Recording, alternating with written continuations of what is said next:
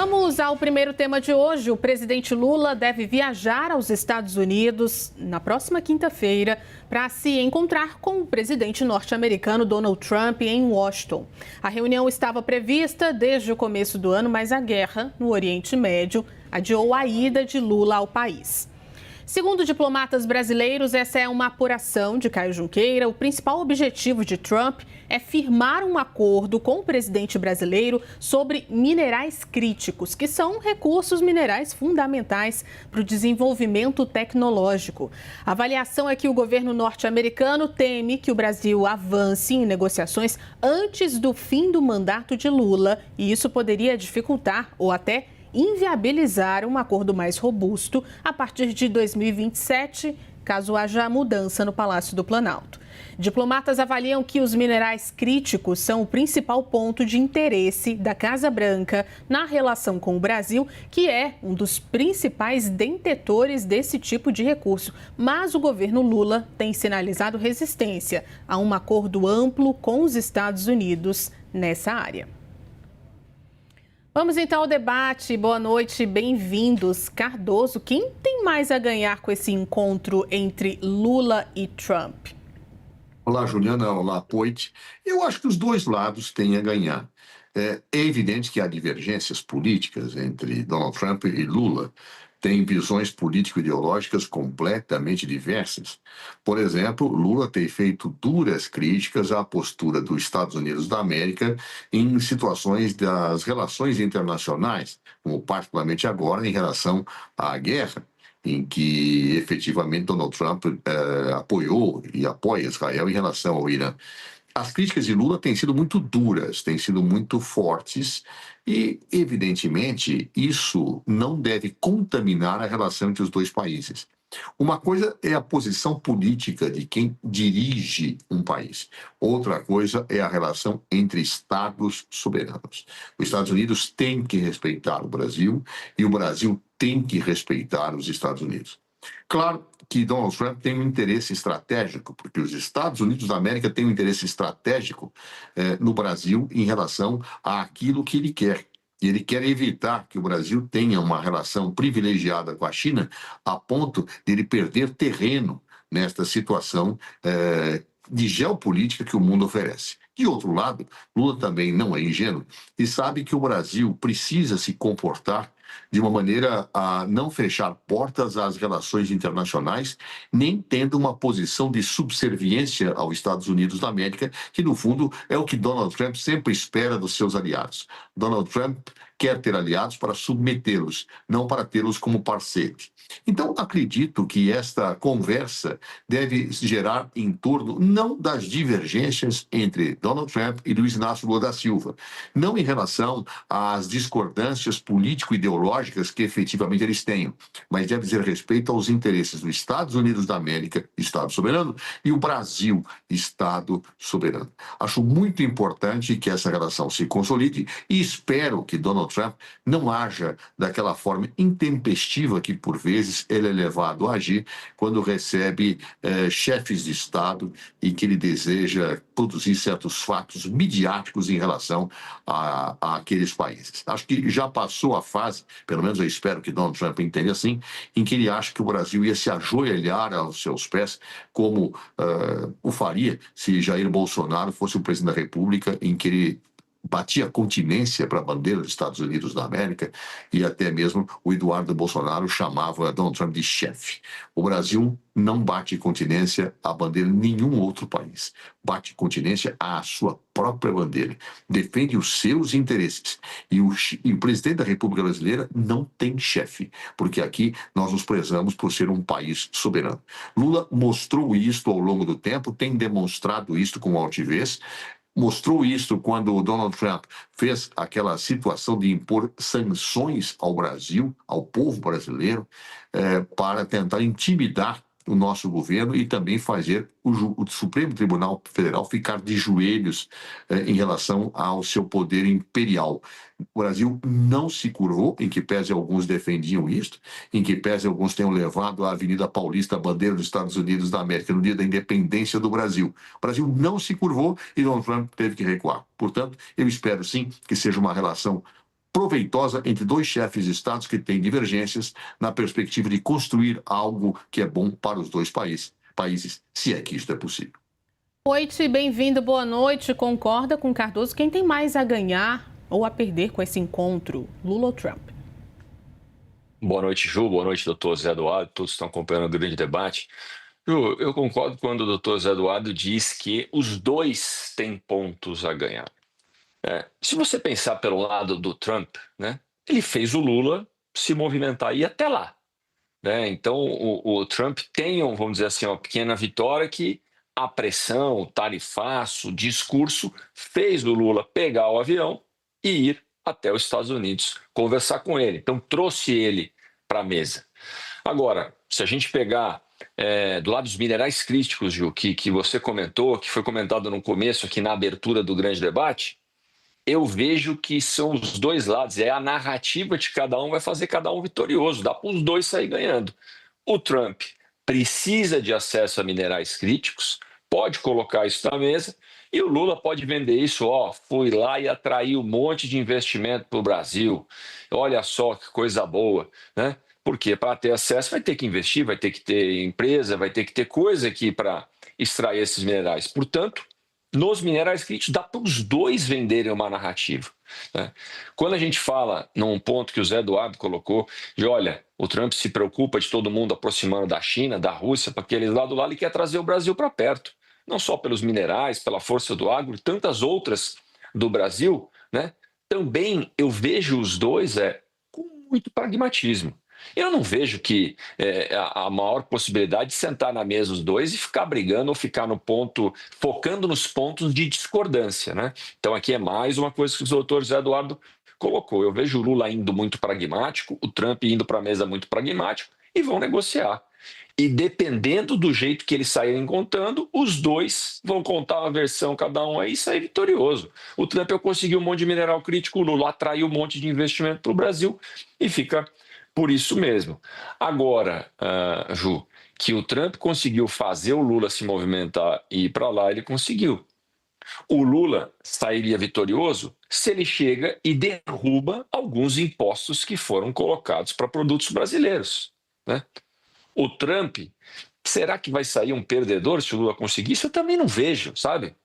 O Trump sai vitorioso nesse ponto se ele mantém firme e protege os impostos, né, serem mantidos e protege o produtor americano. Mas quando o Trump olha para a balança comercial, tem um superávit enorme.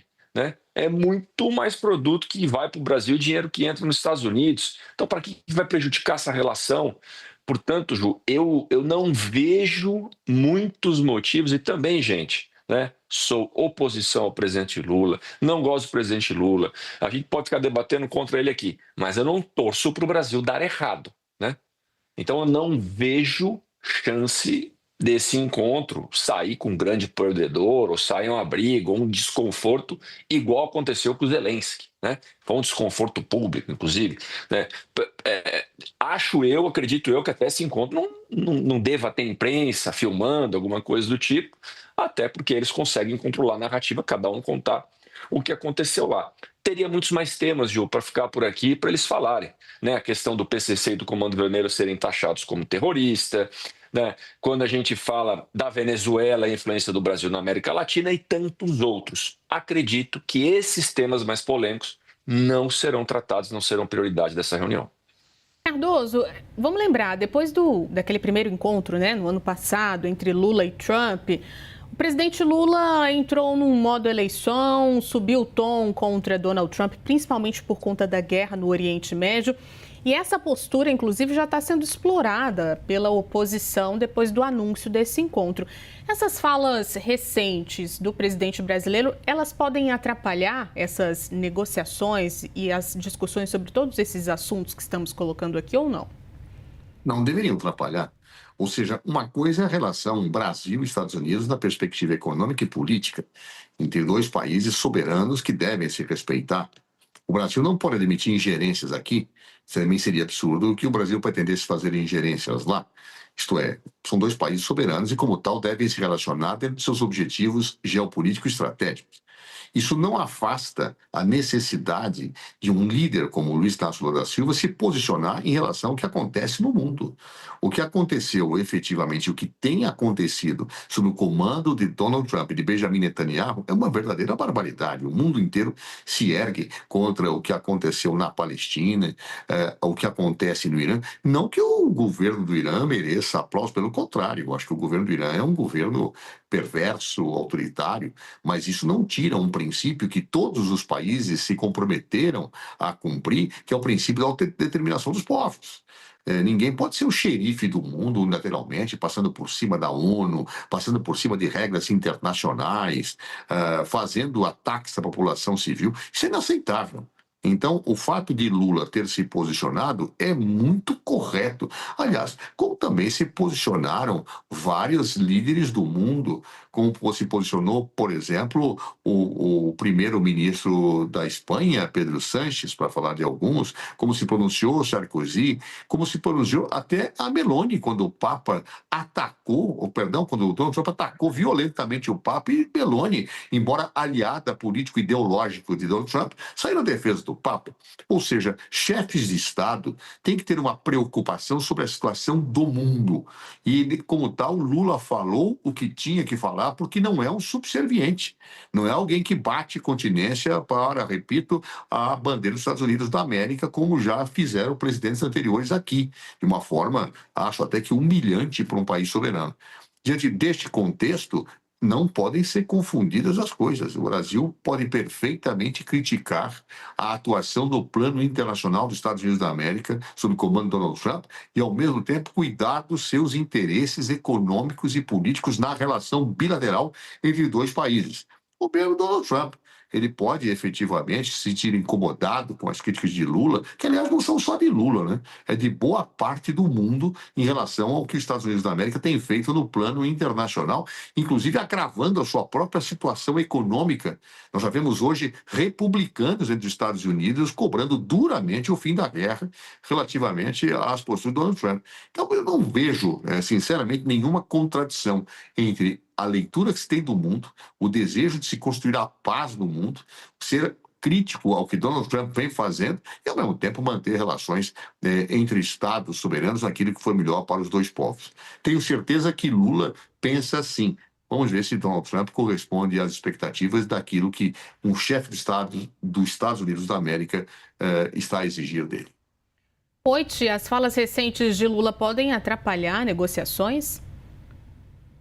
Olha, Ju, com todo respeito, né, mas mantendo minha oposição ao presidente Lula, eu acredito que não atrapalham em nada. Tá? O presidente Trump é pragmático. Tá? Eu não estou defendendo o presidente Trump, também discordo de muitas coisas dele. Mas, primeiro, está fazendo o Lula ir até lá, não é o Trump que está vindo aqui. E o Lula está indo lá porque precisa. Porque senão, o que ele vai fazer lá? Né? Vai lá fazer diplomacias, tá certo, mas essa já é uma pequena vitória. A pressão do Trump fez o Lula pegar o avião e fazer um bate-volta nos Estados Unidos. Né? Pelo que diz aí, vai quarta-noite, chega lá, passa o dia de quinta-feira, sexta-feira volta para o Brasil. E, Zé, eu vou fazer uma pequena comparação de muitos episódios que eu via em Brasília de deputados de oposição. Era meio que o seguinte: no plenário, sobe na tribuna e lasca crítica um no outro, e fala, e bate, critica, tal. Sai do plenário, os dois estão conversando no cafezinho. Então, esta conversa que vai acontecer é mais ou menos o seguinte: os dois vão sentar pragmáticos. A importância dos Estados Unidos para o Brasil neste ponto, até pelo fato do Lula ainda tá indo lá, é muito maior do que o do Brasil para os Estados Unidos, né? O Lula está se preocupando mais. O Trump negocia o que ele quer, o Lula vai ser pragmático. A hora que sair é meio que assim: ó, Lula, pode ir lá, fala o que você quiser, não vai mudar nada para mim, entendeu? Negociamos os minerais críticos que eu queria, fizemos o que eu queria, vai lá, fala o que você quiser, não tô nem aí.